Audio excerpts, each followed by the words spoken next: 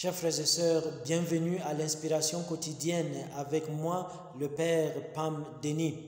Aujourd'hui, nous tirons notre inspiration de la première épître de Saint-Pierre, chapitre 2, versets 13 à 17.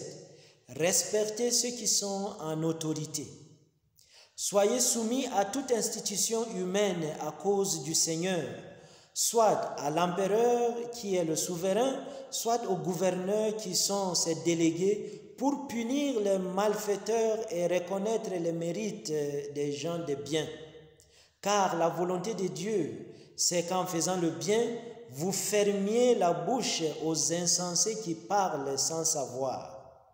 Soyez des hommes libres, sans toutefois utiliser la liberté pour voiler votre méchanceté, mais soyez plutôt les esclaves de Dieu. Honorez tout le monde. Aimez la communauté des croyants, craignez Dieu, honorez l'empereur.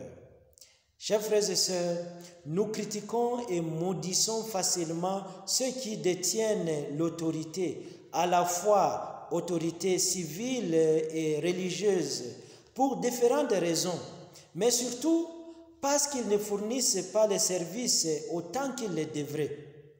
Ils semblent avoir abandonné leur peuple. Cela nous fait nous sentir trahis et nous avons raison d'avoir ce sentiment.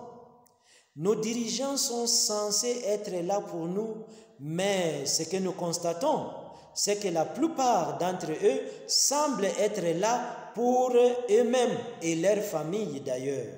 Ils ne semblent pas se soucier du sort du peuple ou des pauvres qui sont censés servir. Les riches deviennent plus riches et les pauvres deviennent plus pauvres. Les conséquences de tout cela sont le chaos, la survie des plus forts, l'anarchie, le banditisme et tout ce que vous avez. C'est le signe d'un État en faillite. Et cela fait que les gens perdent la foi et la confiance dans les autorités. Certains d'entre nous deviennent même violents contre nos dirigeants.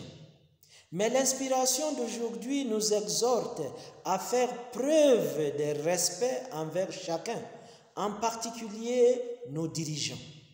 Même si vous ne les appréciez pas pour ce qu'ils font et ce qu'ils sont censés faire, mais qu'ils ne le font pas, respectez-les pour ce qu'ils sont, les leaders et des humains.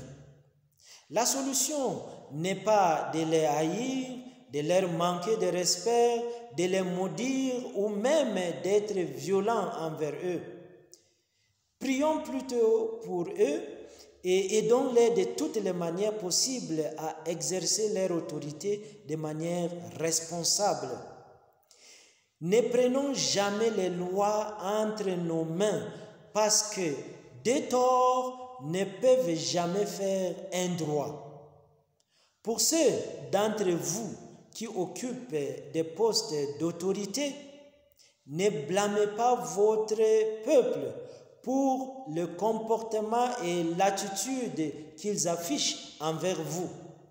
Écoutez leurs cris et offrez-leur les services de base dont ils ont besoin pour leur survie. Améliorez leurs conditions de vie et sortez-les des conditions inhumaines dans lesquelles vous les avez obligés à vivre. Respectez-vous vous-même pour que votre peuple puisse vous respecter à son tour. Et n'utilisez pas votre position ou votre autorité pour couvrir votre mal. Un mot est suffisant pour le sage. Que Dieu vous bénisse.